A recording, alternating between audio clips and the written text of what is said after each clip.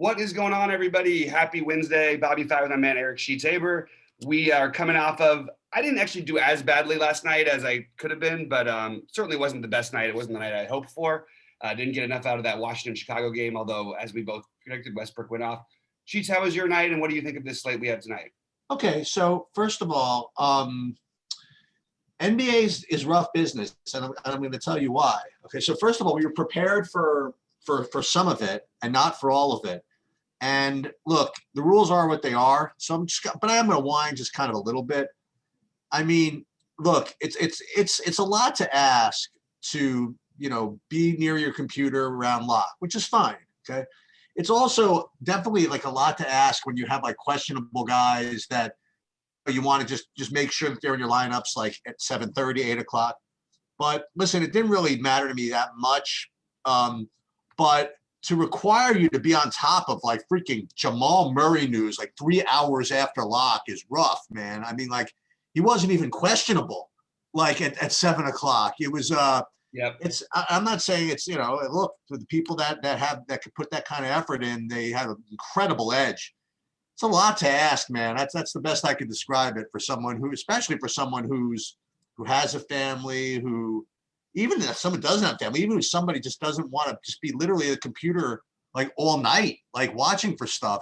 That last night was a tough one. Now it didn't turn out to be that big of a deal for me. I don't know what I would have done differently. I know what I would have done differently. I would have had Monty Morris like everybody else who's paying attention did. Okay, but it's a lot to ask.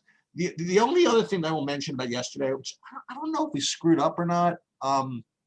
I don't know. Maybe we screwed up. Is with when what's his name was ruled starting? No, we didn't know he was starting. He wasn't starting on any of our shows. Oh, we didn't. Roby, oh, okay. No. Roby was announced a starter after Locke was. I didn't know that. Oh, okay. That's right. Yeah, at 7:30 Eastern, he was announced a starter, and I switched about half my lineups over to him and left about half with Muscala. And sorry, go ahead. Well, that was part of it. I mean, I'm saying you were fortunate enough to have seen that. After 7 o'clock, I just basically ignored everything.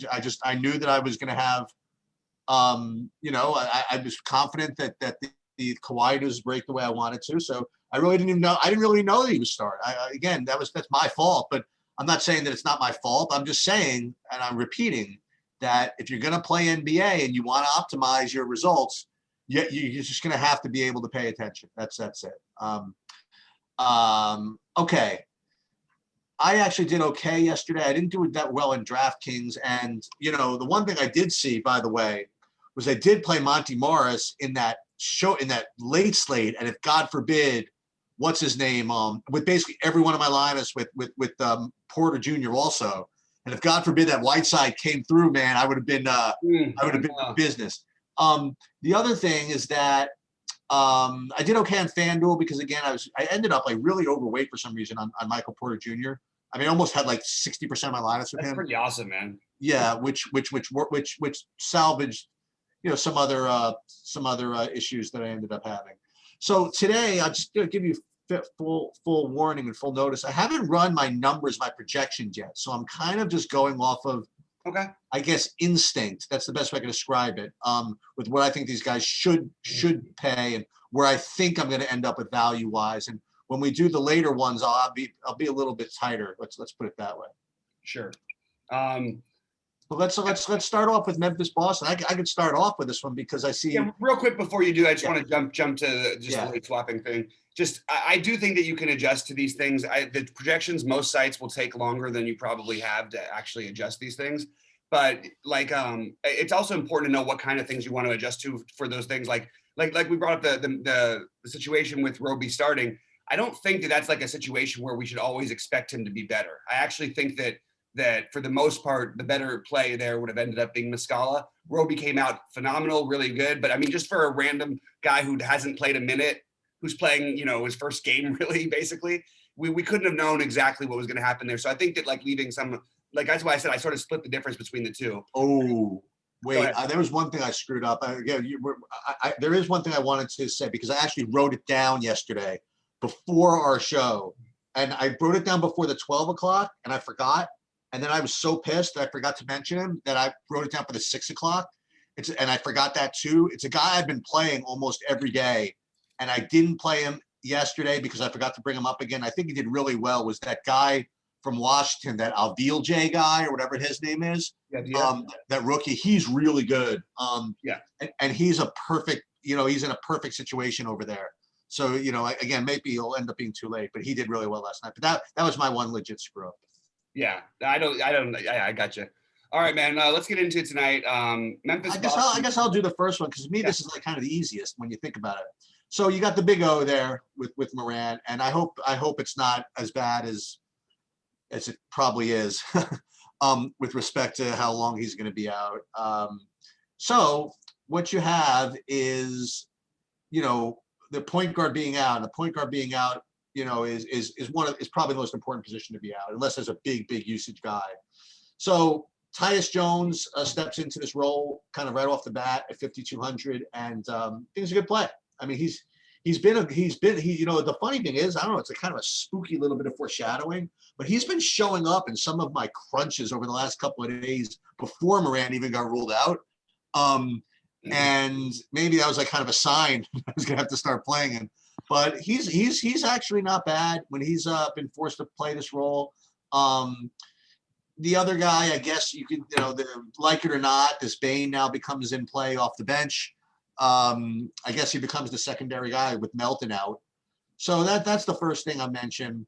The other thing is that overall usage of Morant has to go around a little bit. So, at least DraftKings did a decent job in pricing up Dylan Brooks to 6,200. I mean, if they left him where he was, that would be, kind of rough. Just kind of looking, I think that, oh, wow, they priced him up too. Maybe on FanDuel, they'll keep him down. I've never been a guy that plays a lot of, I keep saying Kenny Anderson, of Kyle Anderson. But if he ended up being popular, for example, on FanDuel, I might end up fading him actually. But he has been doing pretty well this year. Other guys from Memphis who are going to pick it up is again, I presume Brandon Clark still is going to do okay. And also at the center position, Valanciunas kind of remains in play. Morant just had so much usage. There's just a decent amount to go around. Another guy, again, I'm not. So I feel like I do have to bring up everybody because there's just so much to go around. Is Grayson Allen again? More guard play can go to his way also. So Memphis, that's where I'm at. With respect to Boston, I don't know if they play everybody. I'm going to operate on the presumption they do. Jaylen Brown is just a great play every day that he plays, as far as I'm concerned, until, like you said, until he becomes 8,000. I mean, he's a good play. They're going to be a big favorite, but I've seen, by the way, Jaylen Brown get that run at the end of the game. I don't know if it's going to happen this year with the new role, but I'm not too worried about his minutes actually. And then you have to make a decision of whether that Tristan Thompson thing is real. You know what I mean? Whether he's going to be legitimately the number one go-to center.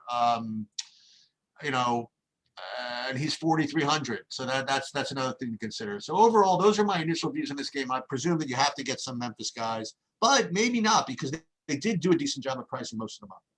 Yeah, we'll see if Thompson ends up playing tonight. We've been right and wrong. I've been right and wrong, I should say, guessing so far this year. He's the most likely one I would think would sit. Oh, really? Okay. I mean, he's the oldest. It makes sense. The other guys are all young wings, But I mean, I think it's real. Like, I think their whole plan, though, like they were pretty clear about it. I think they wanted him to close games. They want to use him against teams with bigs, and this tonight certainly fits. If he does play, I think he's a good play at 4,300. If he doesn't play, I like Tice even better at 4K. So, and I wouldn't even mind in throwing Robert Williams. But we'll see. We'll have to make a decision later. We'll do a thing later and talk about that. Tatum and Brown, I think, are both really solid plays here. I do like this kid Peyton Pritchard a ton. I just think he's an awesome basketball player, and I think that they like he plays down the stretch of every game. He's the closer for them. He plays alongside until Kemba's back. These other guys, so it's him, Smart, Brown, Tatum, and for, in my opinion, Thompson for right now. That's what we're going to see. So I'm not going to get too involved in Jeff Teague, although one of these days it's probably going to bite us. I don't love as much from Boston here, except for, all these guys are all in play to me. I don't have any of them as priorities, but they all are fine, except for Brown and Tatum are both individually very good plays. Just when we compare Tatum being 200 more than Kevin Durant, you know what I mean? It's just, there's other plays. There's a couple, you know, I know it sounds like a name that shouldn't be close, but Gordon Hayward and DeMar DeRozan are both, you know, projected in my opinion, accurately pretty well. And they're just beneath the price of Jaylen Brown. So I sort of think this game also has a potential blowout in it. So I like sort of playing that angle. I like Tyus Jones if I'm not going to play that angle. But if I am, I have no problem using Desmond Bane and sort of hope that he gets I mean, I think he's got upside, and I know he hasn't shown it so far in the way they've run things, but we'll see how he goes like going forward, because I think that he really does have talent. I hear they really like him a lot. So Bane would be my my sneaky cheap play over there. I like Joe Val, but I probably am gonna end up going elsewhere because I think you can play Bam at 100 cheaper at center. And I will play Dylan Brooks and Kyle Anderson on FanDuel. I probably will throw in a lineup or two with them on DraftKings, but I'm not excited about it. That's where I'm at. Okay. You want to move on to Atlanta? Brooklyn? Yeah, I can start that one off if you want me to. Sure. On the Atlanta side, I'm only interested in Trae Young and Bogdan Bogdanovic. I heard, I listen to people talk, and they literally don't even act like Bogdanovic is on this team. I agree in general, you want to X out Atlanta guys. Bogdanovic was their leading fantasy point guy last game. You know what I mean? He scored 34. He's a nice little price at 4,800. I like the Brooklyn side of this game. I'd like to run it back with something. Brooklyn has built a, you know, so far a pretty solid defense, but they seem like the kind of team that'll give up the three. They've sort of done that more clogging the lanes type of defense. So I actually think that he's gonna get some open looks tonight. And you know, I love to play this guy whenever I can. Up pace matchup, 4,800. Bogdanovic with the new contract. I'm in here. You know, I'm not all in, but I'm very high on him. And then I'll play a little bit of Trae Young. But I do think Bogdanovic is going to go probably overlooked even on a pretty small slate. And on the Brooklyn side, it's going to be really, really hard for me not to play Kyrie and Kevin Durant, both. What do you think of LeVert and TLC? So LeVert, I like a lot for the matchup, but I don't know how much of him I'm going to get to tonight because I'm playing so much Kevin Durant and Kyrie. TLC, it may work out. Maybe we watched him turn the corner. I'm not going to play him. I mean, I'm going to use this. You got to remember, TLC put up 29 fantasy points the other night in like the first half, and had I think 2 and played 20 minutes in the second half. You know what I mean? He can play 35 minutes in a game and put up like 5 fantasy points. He has that absolutely this game. He's still only projected to play about 20 minutes. Any interest in Collins, DeAndre Hunter, Cam Reddish, anything like that? You know, they're getting minutes and more than I would have thought, but I don't like any of these prices. And I think those minutes have to come down at some point, except for, you know, before the season, I was sort of wondering what was going to happen with Hunter. I think he's pretty well locked into his position there. They seem to want to play him plus 32 plus minutes every game. So he would be the one I would take a shot on, but I just would so much rather play Bogdanovic than Hunter. So I'm going to take this time to talk, I would say a little theory and a little, I don't know. It's if I read a book, like things I learned from playing DFS, you know, or in my process of becoming a decent DFS player. So when I first started, you know, watching content and listening to people, I would see like certain content providers and certain hosts, whatever, they always play the same guy. Like they're like, listen, I always play this guy, and then the next slate he's playing, I'm like, I play him again.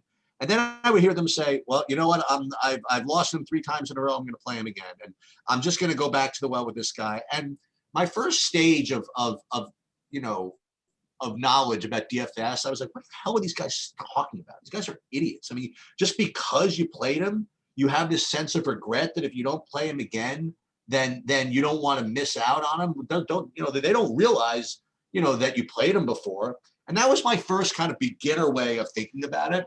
But then here's the reality. There are certain types of guys, certain players that are guys that will dud from time to time, and sometimes in a bunch of times, but then every like 8th or 9th time, they will put up a score that will win all of the money. Okay. And when you play guys like that every time, it's a good thing. You know what I mean? And so for me to say, well, how do you keep playing this guy just because you didn't play him before? Why would you play him? And one guy like that is the guy who smashed last night was Michael Porter Jr. Okay, I could see guys like that. Another guy we talk about a lot, like Zach LaVine. And a third guy that you just brought up was Bogdan Bogdanovic.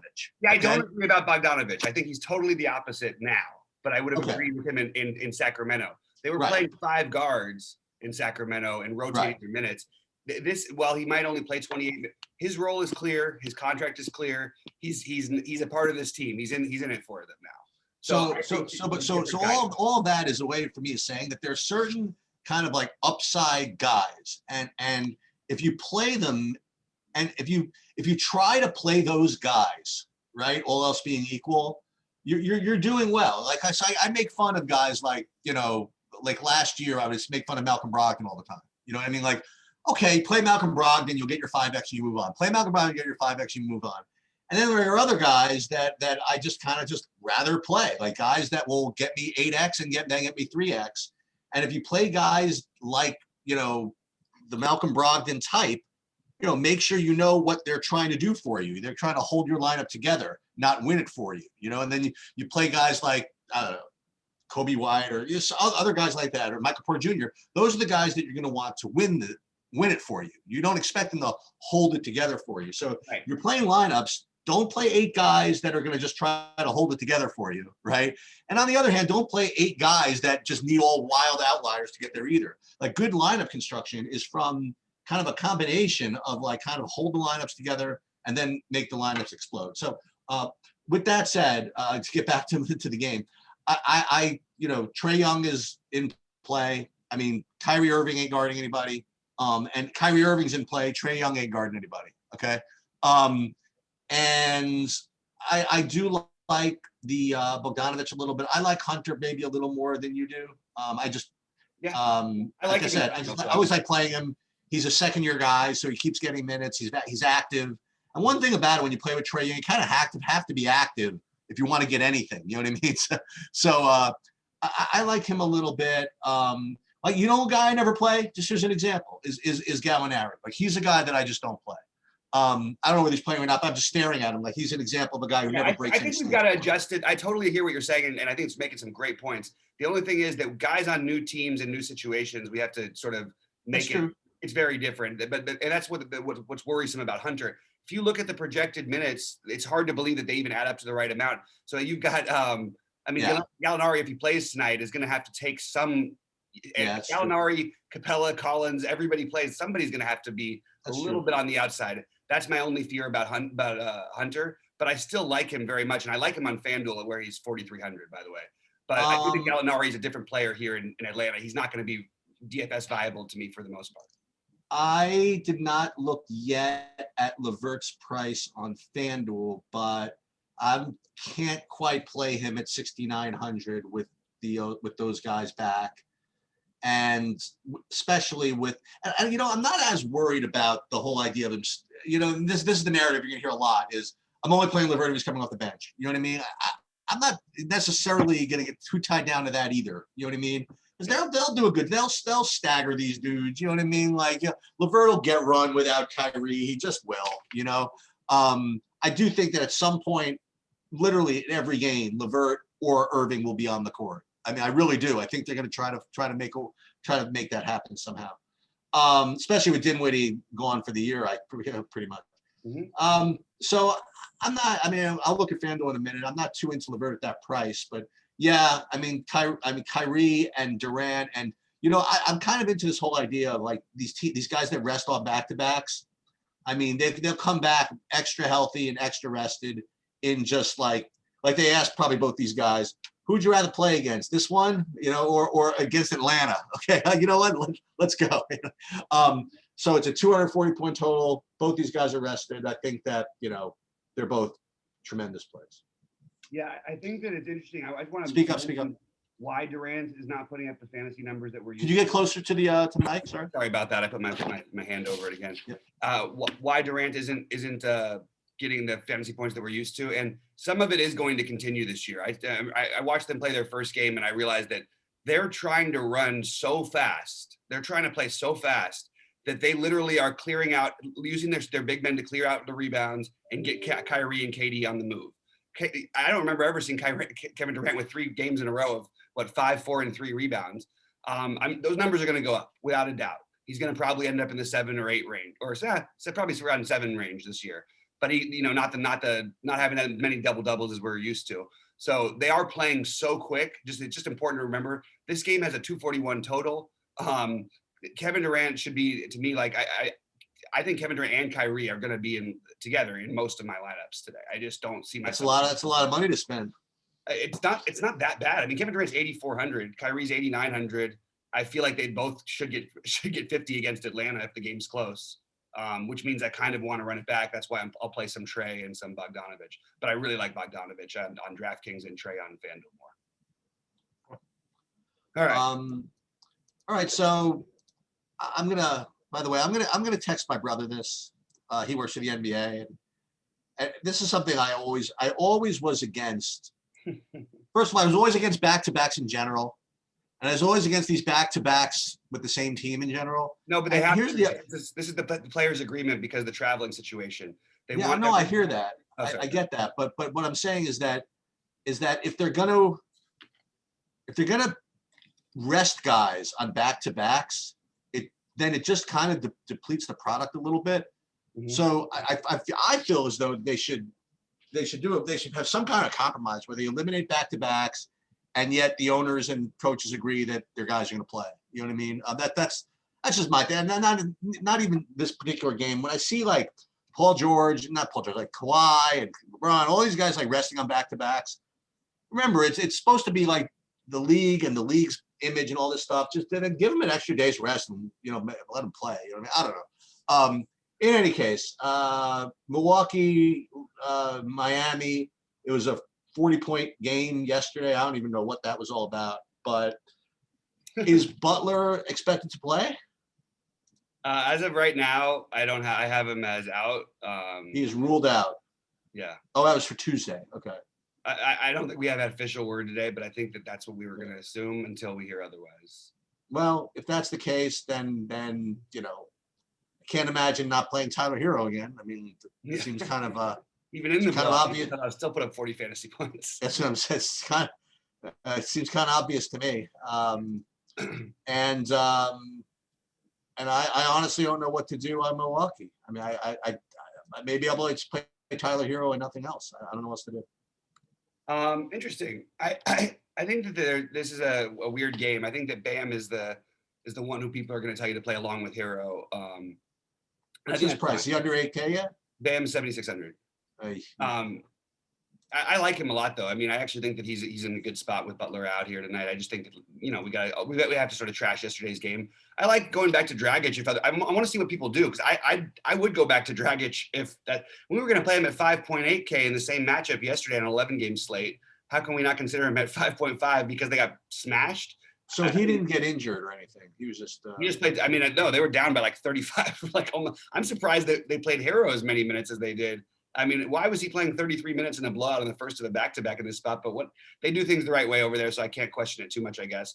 Bam only played 25 minutes, but only 10 minutes for Dragic. If you want to look at that as maybe being a little bit of a boost up for Dragic, I think it's a fair thing to look at. So I like those guys. All three of those are on my list. I'm not going to play Iguodala. I wouldn't play. I think that Iguodala, like his usage rate when he plays in is like 3%. I don't think he played. No, I know in general when he plays. I'm saying I don't know if he played yesterday. If he played in that one, it might have been too big of a blowout already. Yeah, I think he. I literally don't think that he played. I thought I had him for a few minutes before, but maybe I could be. No, he rested on the front and the back. No, you're right. You're right. He did rest. My bad. But wait, he didn't rest though. They weren't planning to rest him anyway. They didn't announce. I know. He just didn't play. Well, I think they were just down too early, I guess. So one weird, like the only other guy I would consider from their Miami side in this one would be. It's a really, really weird play. Now, you know what? I would consider Duncan Robinson again. Let's just go. I mean, that's how you beat this team. They gave up the most threes in the NBA last year in Milwaukee. Hero, in order, I would rank them Hero, Bam, Dragic, Duncan Robinson. And that's no interest in Giannis? Mild. I just feel like we're getting a huge discount. I am building more middling lineups today. And maybe we should go back to the guy who put up 500 fantasy points in like only 26 minutes and Drew Holiday. I mean, That was the come other on. good thing. That was the other good thing I did yesterday, by the way. I did two good things. I did Michael Porter Jr. and Drew Holiday. Those are the two Oh good man, things I did Drew yesterday. Holiday could have gotten you like 70 too. Like, I mean, Yeah. he was just killing them. He's good. He's a great player, you know. All these guys, he and Middleton feel too cheap to me. But yeah, I would side with going again with Holiday. Okay. I'm not. I would like to. Look, Giannis versus Luka. I think I'm just gonna play Luka. Yeah, that makes sense. But you know, Giannis coming off of well, he didn't play at all. Coming off of some very pedestrian performances, it's going to be really, really low owned, don't you think? No. Well, Okay. maybe. I mean, with Luka standing out as much as he is. It depends on what value opens up. To be honest, it's hard to know this early in the day. But if we hear Tatum and Brown are out tonight, then all of a sudden, yeah, super popular. You know. Yeah. Okay, you want to move on? Yeah, let's do it. So Charlotte, Dallas is really just it's tilt city for me because I have played PJ Washington, but the one time I had him at like a zillion % was the one game that he disappeared off the face of the earth. I don't remember which game it was. There was a couple back. It was the first game of the season. Was it the first game? I'm pretty sure it was. Yeah, it was the first game. Yeah, and that was uber tilting. I have to say. So all these guys on Charlotte. So I think PJ Washington's a really good play again. You're gonna. I think you're gonna have to talk me in. Maybe you'll do a good job of it though. You might have to talk me into Gordon Hayward. I'm just like you. You know, we talked about this before. We talked about Bogdan Bogdanovic. Like, listen, Cheech, you have to realize that when people go to different teams, like their roles just can be different, and you have to just kind of like forget what you knew from like their previous team. I just look at Gordon Hayward. I'm like, really, he's going to be like the man someplace? I don't know if. So maybe you can get me involved in that. The other Charlotte guys, Graham and Rozier, you know, they're fine. Especially Rozier, man, he's shooting freaking 100 times a day. Maybe that's what you have to do. Maybe this is the deal. You play Luka, and then you play a couple of Charlottes. You play Washington. Maybe you play Hayward, and you play one of the guards, and you play 3 Charlottes. Run it back with Luka, and do what everybody else is doing. I presume that's what people are doing. It seems to make the most sense to me. So I don't think people are going to play more than one player from Charlotte. Dude, look at this guy. I didn't even realize Miles Bridges is under 5K. I remember we used to play him. Is he bad now? No. So it's a totally different team. They have Gordon Hayward and LaMelo Ball. So how do they play all these guys with him? Right. And they just, I'll give you my reason, but I'll just say it's $35 million a year is the reason for Gordon Hayward. You sign him to this contract. What the hell are we going to do with him? They're going to play this guy. He absolutely is a guy who's going to officiate the offense. He's had 7 assists in each of the first 3 games, which gives him a really, really high floor, probably much higher than people realize because he's always been this guy when he's been given the chance. It's funny because they have 3 other point guards on their team that aren't really point guards. And he's really the point guard. Like they really do run their offense through him. Now he's been efficient so far. I can't promise he's going to be as efficient. I think it actually is a pretty good matchup for him. And it's just a matter of I'm weighing him versus DeRozan and some other things in this price range. But if you're doing a middling build, he's certainly a guy I think that you want to have on your list. And he is the best raw points play here. But I'm just going to say right now, I think PJ Washington is criminally underpriced. I'm a total believer in this guy. I'm a believer in Bridges too. It's a different role. And the minutes are going to fluctuate at times in Charlotte. So it's going to be frustrating. But PJ Washington, for the most part, we should be expecting 32 to 36 minutes. We should be expecting 30 plus fantasy points a game. And that's my guess on what he'll average this season will be over 30. Anytime he's under 6K, he's always going to stand out. And by the way, in a decent matchup, he's always going to look like 40 is not only attainable, like I'm going to play him on FanDuel at 6.4 also. I have no problem with PJ Washington. I think he's underpriced. I think the projections are wrong on him. And even the projections are not too bad. So he's my. You got to be fair. You got to pause this for just a second for me. Oh, I have to. No, can you pause it for me a second? Yeah. Okay. Picking back up, we're talking about PJ Washington being underpriced criminally to me. I think that he's a guy who's going to be in 6Ks most of the year. So I'm going to play him everywhere. I'll even play him on FanDuel. That's where I'm at. Sheets. What do you think about the rest of this situation over? You like anybody else on Dallas? So I don't even know. Like I actually am trying to build avoiding Luka, even though I like him a lot. I'm curious where the ownership is going to go with him and Giannis too, to be honest. There's a lot of guards in play. There's a lot of value at guard, as you know, as things are currently stated. Obviously things are going to change because we know that they do. What I'm sort of flirting with is, do we play Maxi Kleber, who keeps getting a minutes projection that he doesn't quite reach, and a points projection that he doesn't quite reach. He's the guy I'm sort of interested for value over here. But do they need the size against Charlotte? They really don't. But they do tend to play him his minutes every game, and there's always upside for him in his minutes. I think that it's really going to be Luka and Kleber for me, but I'm not even that. I'm still mostly doing middling builds until we get more value, which we're probably going to get. Then I'll probably start looking more at Luka. But yeah, I do like him. It's not like a great matchup for Luka, but he doesn't need a great matchup. Obviously, he just needs a game to stay close. And there, you know, like every game, there's blowout risk, sure, but there's some blowout risk here. I actually think I like the way Charlotte plays though, and I think that they play tough. They tend to hang in there with really good teams. They play really deep. I like their coach, so I'm not as worried about them as I would be some other teams. But we have to at least acknowledge the potential for blowout, which would also speak to maybe opening up the value of deep tournament GPP play is Trey Burke. That's where I'm at. They Josh Richardson is questionable. If he's out, do you like playing Dorian Finney-Smith or? I think I could see playing Trey Burke actually. Oh, okay. But I actually could see DFS too being the minutes DFS gets. Like, you want to play him. It's just so hard to get any production out of this guy. Like, what are we going to get from him? You know, he just doesn't do anything hardly. But we're looking for value. So if we stay starved for value, yeah, we can throw him into the Cleveland mix of looking for value. And again, small forward, as you're going to find on some of these slates, it's a position that I'm certainly not building with first. You know what I mean? Except that Kevin Durant's now power forward. Like, all the great plays are point guard, center, power forward, small forward. You find some weird spots here and there. So I wonder if we have enough. I think we do. I wonder if we have enough to do what you said. If you don't play Giannis or Luka, I wonder if we have enough meat in those 7-8K guys. Yeah, I think we do. I think we might actually. And I think that was a big mistake I've made in the past that I actually really corrected really well last year.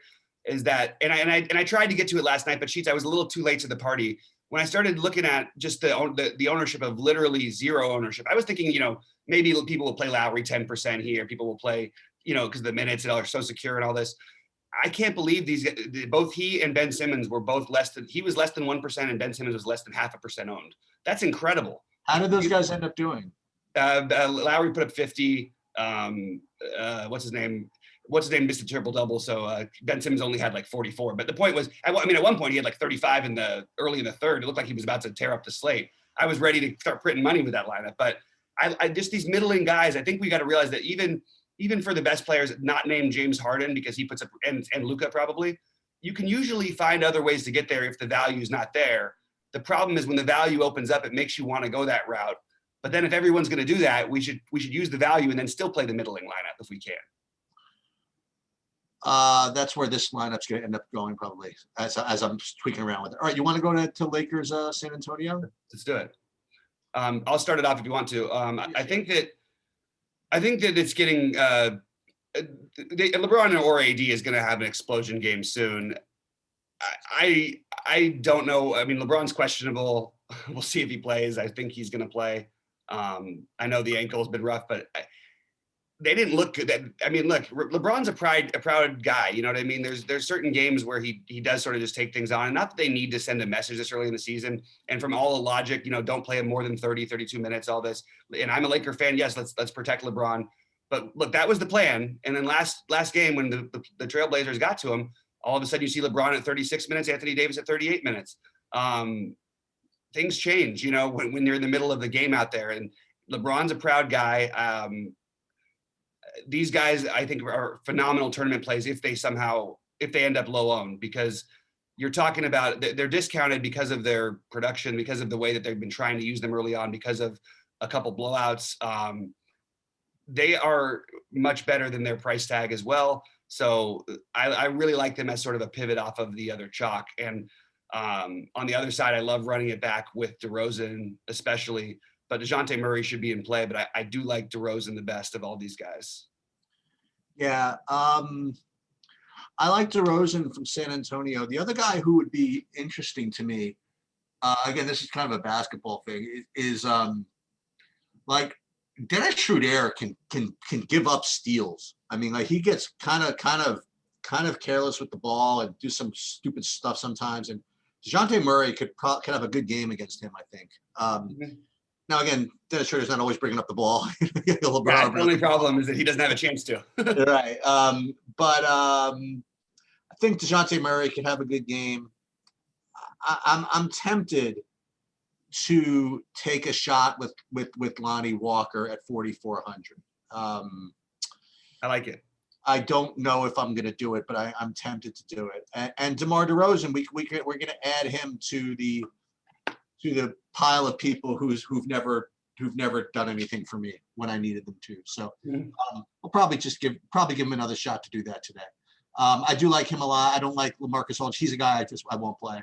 And the Lakers side, I kind of want to see one of these guys do something good before I try it. I don't know. I'm just kind of. LeBron had 55 in the last game. You know, that's not exactly a bad number. I suppose. I guess I was just steamed because I didn't think Trae Young's been, and he's the same price, and he gets. I guess I was just steamed that I didn't think he was going to play at all. Yeah, I know. Me too. So yeah, I guess you could play LeBron. I for whatever reason just don't think I'm going to play either of them. Maybe that's a mistake, but my favorite play from this game, just at least on first just looking, and maybe I'm just biased because again you see that 6,900 instead of 7K, it just makes it's really cheap. But yeah, DeRozan at 6,900 seems like my favorite play from the game. Yeah, again, I like it's DeRozan. That's who you're thinking. I mean, the debating between Jaylen Brown, DeRozan. That's what I'm doing. Jaylen Brown, DeRozan, and Gordon Hayward, and I think all of them are good plays today.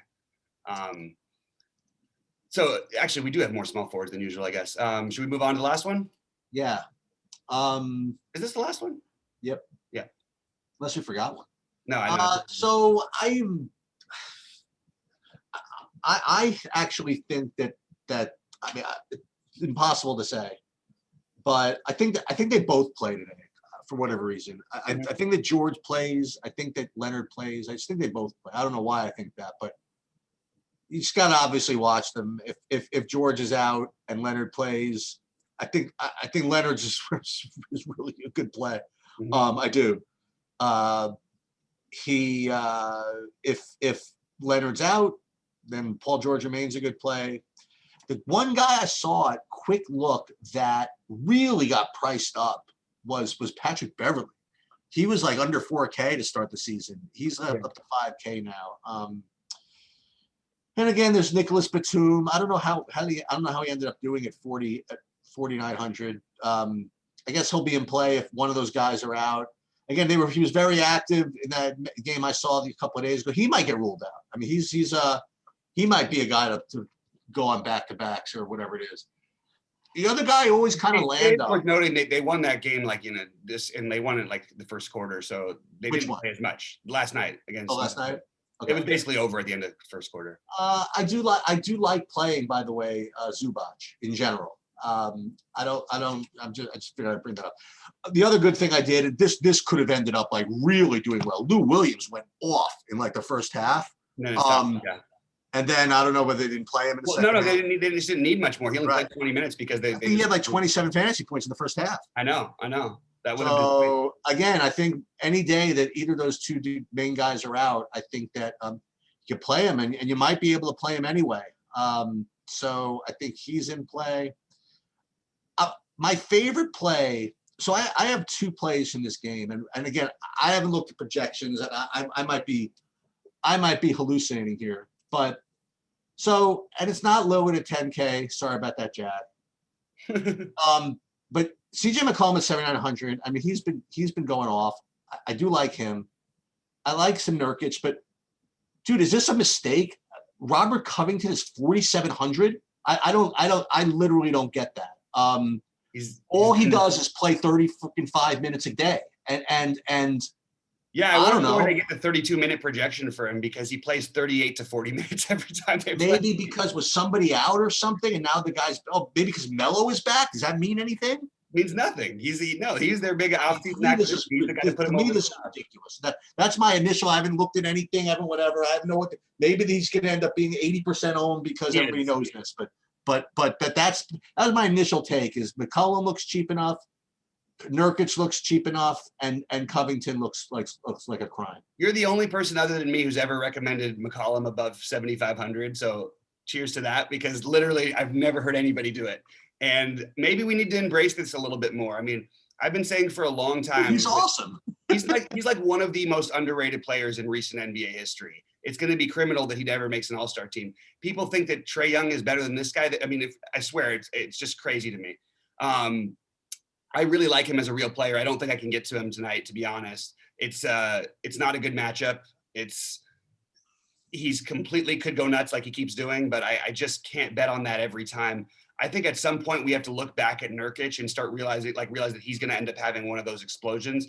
And this might be the spot for it. I don't see those Clippers bigs, either Ibaka or Zubac, having a very easy time with him. And he hasn't really had that game yet. So I think if Nurkic had low ownership, which I think he might be, that could actually be really good. Part of the problem he's had so far is that Enes Kanter has been unbelievable. I mean, you talk about listen to Enes Kanter's numbers: 7 for 7, 4 for 5, 6 for 9. He puts up 33, 22, and 24 in an average of about 20 minutes a game, 21, 22 minutes a game, 21 minutes a game. This guy he's just been awesome. So they haven't been able to play Nurkic as much. I don't think it's going to continue forever, but I know they like Enes there. I just don't think it's going to happen forever. I mean, he just destroyed the Lakers the other night when he was in Kanter. So I'm sort of on board with taking a shot here with Nurkic. I think that's what I'm going to end up getting a little bit of action on. I think Dame is one day he'll pay off the price and everything. And he'll put up 65 and we'll want him and stuff. But there's just so many other. I mean, LeBron could do that tonight. AD could do that tonight. We have players in the same range that are just seem to stand out more. Kawhi, especially if no Paul George happens, which I think Paul George will play. I sort of agree with you there. But what I'm really going to have to talk myself into not doing, and I hope the other value does open up. I really like Derek Jones as a basketball player, and I think as an athlete, he makes like 1 or 2 plays a game that are just out of this world. But it feels like he can never get above 20 fantasy points. It feels like he always projects for 20 fantasy points. He never gets there in like the last few years, even when he was Miami starting. So I'm going to probably avoid that. I think Covington is going to be hard to fade for me today. Especially with the wings they have over there. They're going to want him on the court as long as possible. I don't expect him to necessarily smash, but I think he'll be between 25 and 35 pretty easily. And there's always upside on that with him in case he gets hot from the outside. So Covington and Nurkic is my priorities. What's something really funny? So like, it's funny the way slates happen. How loaded is small forward on DraftKings? No, it actually, I know. I realized as we were talking, I didn't realize it at first, but it's loaded with good stuff. Not like, I don't know if we count Derek Jones. There's no like value play there. Like Derek Jones would be the value play there. No, but like, for example, I mean, you have like DeRozan, Hayward, not to mention LeBron, right? I mean, Middleton, LeBron, Kawhi, but all these 7K guys. I mean, Jaylen Brown. Yeah, I said it just before. I think Jaylen Brown. I think those are the 3 you're deciding between: is Jaylen Brown, Hayward, and DeRozan. But it's weird. Like today, you're like saying, "Ooh, it's good that some of these guys are actually shooting guard eligible." Normally you're looking at shooting guards and, "Ooh, thank God they're more eligible." Well, I think that the value at the guards. So if I love Kyrie. That's not value, but you have Tyler Hero, who is going to be really hard to not play. You have Tyus Jones or Bane or whoever the other value. I love Bogdanovich. So it's a little bit hard for me to find as many other. So I actually found myself with picking my small forward last, but it was leaving that exact same spot. It was deciding between those 3 guys that I wanted to play. And maybe Kawhi would jump up that list if Paul George was out. I just don't think it's going to happen. There are some.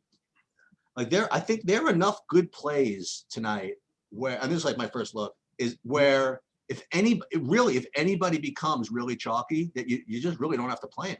I mean, yeah, I totally agree. Except for maybe Hero. That's the only one, especially on FanDuel. Sure?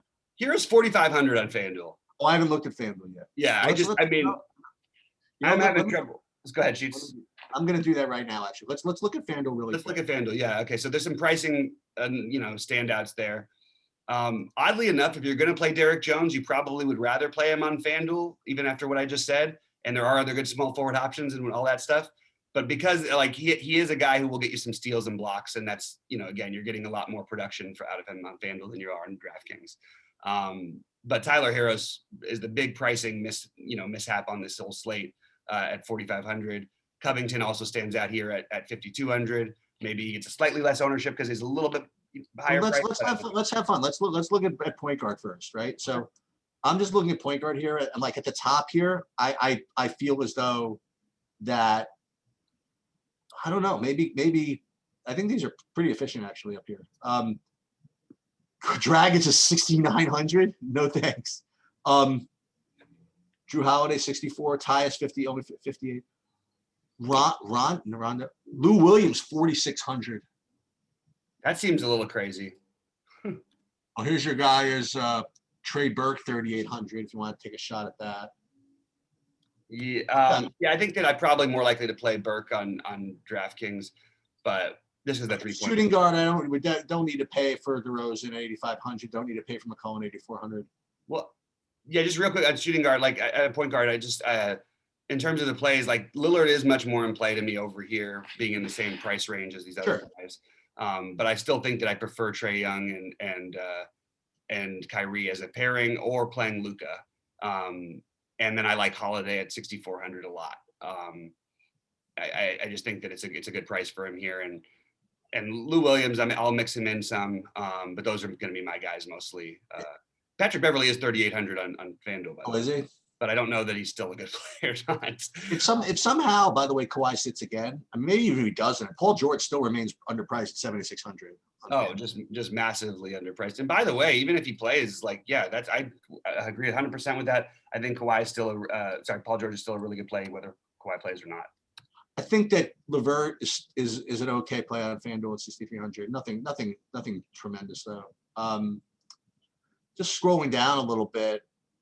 Is it time? Is it Luke Kennard? Nah, maybe not. Yeah, nothing really, nothing that big a deal. I think it's shooting guard. You get a slightly lower priced LeVert over here, maybe a little bit more interesting. But Paul George seems to stand out. Yeah. One guy who I'm not going to play, but it's just he's gotten to the point where he's so cheap that you can use him as a value if you need to. Would be, I mean, you could use Bane as the long shot. I don't want to play KCP in tournaments really, but he's 3,700 and he's going to play close to 30 minutes if the game is close. But just throwing that out there. DeMar DeRozan is way higher price over here at 8,500. Dylan Brooks they priced up to 6,700, which was a good job. I'll get a little bit of him, but so what I'm doing is part of why I'm saying that I like these guys a little better on FanDuel is that I'm more mass entering on FanDuel than I am on DraftKings today. So I'm going to get exposure to these different guys that on DraftKings I'm not really considering as much because I'm only playing a few. Dude, small forward again, like you said, the sub 5K range is like a gold mine. Well, let's start with Bogdanovich at 5,400, right? And then let's go down here. So I don't like Bogdanovich as much on FanDuel. I know. So you have Harrow at 4,500. I mean, Carmelo 4,300. DFS 4,200. That guy doesn't play. I guess like you said, I guess Tyler Harrow again until they decide to do something about that price. DeAndre Hunter is better over here at 4,300, but still, Hero is the best play, definitely. Yeah, Hero is so hard not to. What about at the top here? What about these like Durant's a little harder here? I guess they're all a little harder here. Yeah, and I still think Durant's in play over here. Don't get me wrong, but I definitely have less interest than I do on DraftKings. Obviously, I also think Jaylen Brown getting overlooked again in a good matchup for him. I would consider him over here at 8K if I was going to spend up. But you're right. Mostly, it seems like it wants you to punt with Hero, Harris, Hunter, one of those types of guys. But I don't really love the other ones other than Hero. And I think Kyle Anderson is still in play just because of the usage and stuff. They have priced up all the other guys, all the small forwards who I liked on the other sites that were similar price, but they're still similar price, but now it's 7,800 or 8K. It's a little bit higher than I want to spend. So mostly I will play a little Bogdanovich over here, but I actually don't like his position outside of Hero very much at all. Nothing really sticks out to me. I'm looking at power forward here. Maybe, I don't know, maybe, I can't play Marcus Aldridge, can I? Where's he at? I didn't even. He's only 6,500. He's only 6,300 on DraftKings. So. Oh, I know that, but like all these other guys are priced like much higher than they are. You know what I Yeah, mean? I don't mind. I mean, this is a spot where you might find yourself wanting to. Let me see something real quick. Where was LeBron's price over here? You play Brandon Clark at 4,600. What's LeBron's price? Oh, it's 10.5. That's why it didn't pop up. Yeah, I think that I would like LeBron and AD are going to be, if they get overlooked, then I think you want to take some shots with them. But I think that the obvious play at power forward is Robert Covington. I love Brandon Clark as a tournament play.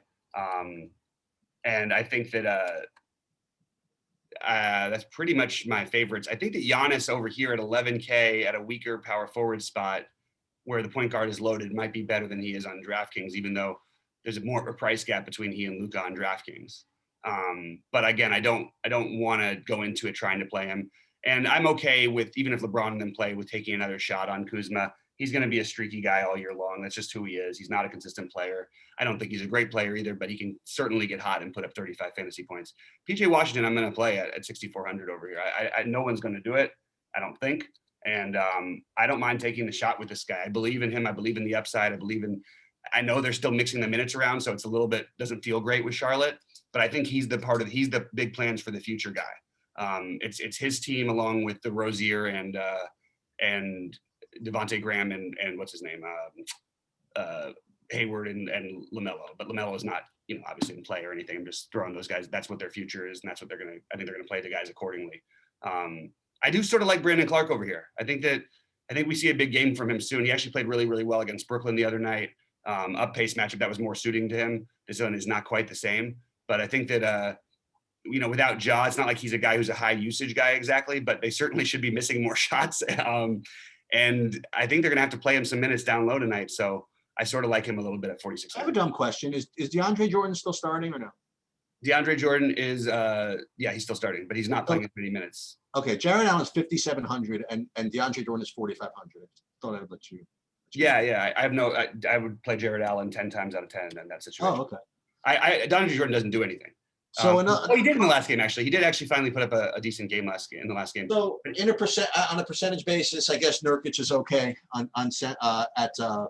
DraftKings. I wouldn't, Bam is better on DraftKings. Excuse me. I mean, Nurkic's probably better on FanDuel, but Bam is better on DraftKings, slightly. Valanciunas maybe a little bit better here. Yeah. But then you go down here's a guy, by the way. I mean, he hasn't shown it yet, but did they really just pick up Ibaka to play him 23 minutes? I don't exactly know what's going on over there with him, but yeah, his minutes haven't ticked up the way that I sort of thought they might, but I think there's some room for him to play some more minutes there. Well, if what about this? If Tristan Thompson sits, don't you just play Daniel Tice at 3,900? I mean, yeah. So they're I think they're trying to cram in trying to get you to pay up for those studs, right? I mean, because they're giving you the hero. They're right. They're giving it to us, and then we've got the value here, which is funny. Oddly enough, is going to make Bam sort of unowned over here. You know what I mean? Right. Because you can play one of the Celtics guys for next to nothing. You can play, whatever, and even though I may not do it, other people are going to play some DeAndre Jordan, and I'll probably throw him into a lineup or two because he's so cheap. But I'm not loving it. Even like Brook Lopez, I actually think Brook Lopez is a better player than DeAndre Jordan. But I mean, even you could take a shot with Zubac. There's just a lot of everything is so cheap at center. It's kind of interesting. And they finally priced down Montrezl Harrell over here a little bit, but I'm not going to play him tonight or anything. I'm just throwing it out there. When Gasol sits, maybe we can take advantage of that one of these days. And, Marc Gasol, look, in general, we don't feel like he doesn't have a ceiling, all this stuff. I'm not going to play him. He's 3,800, but I just would say, he put up on a back-to-back, he put up 21 in the last game, and on the first night of that, he put up 41. That was against Minnesota, so maybe you can treat it, grain with it, whatever. But at the same time, San Antonio doesn't have any real bigs to defend him either. And occasionally he just, they run some things through him. So it's worth at least considering him at 3,800. There's just a lot of value. We need to wait for the Celtics situation, but I would rather play Tice than Thompson. But I'm happy to play either 4,100. That's where I think we want to put your money towards, because it just feels too cheap. And like you said, they're begging you to play the studs because of what they're doing here. But Bam, maybe that just makes Bam a better play. Maybe that's the answer. Just play Bam. You like Bam better than Valanciunas? I do. Trying to see where Jovel is. Let me see some. Well, the price is pretty nice on Jovel too, and he's been playing. He's got some minutes upside for where he's being projected. He's actually, he played 39 minutes in the last game. Yeah, I prefer Bam to him, but I definitely want some of him as well. And then I maybe just I don't know. I'm curious to see where they end up because Nurkic, Bam. I would rate it Bam, Nurkic, and then Jovel, and then I would.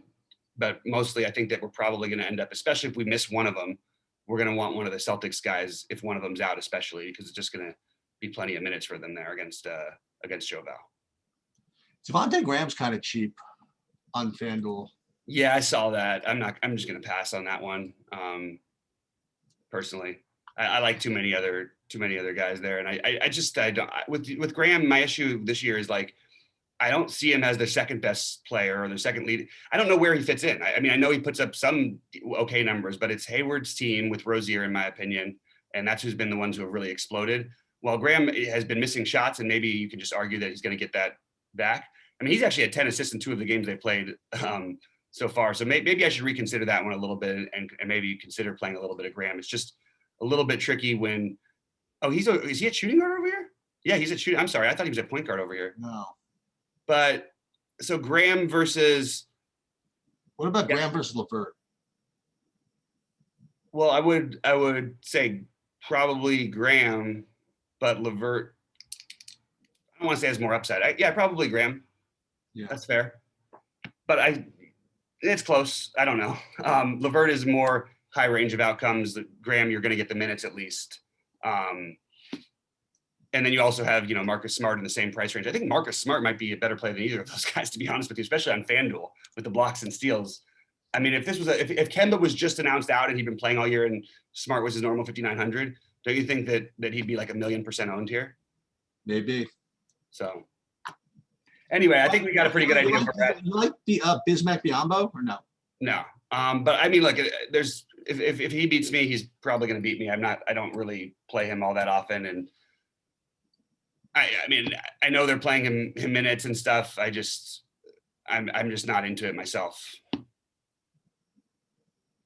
Yeah. And they may not need to, they don't need to go big against Dallas. You know what I mean? He's been playing against teams where they've needed to go big and needed to play him. I still think he'll play and start and everything, but I don't know that he's going to play the 29 minutes that he's projected for. All right. I think we gave everybody a good start. Yeah. And we'll get back at when it gets into crunch time. Sounds good. All right, guys. Hey, good luck to everyone out there. We'll see you at the top of the leaderboards.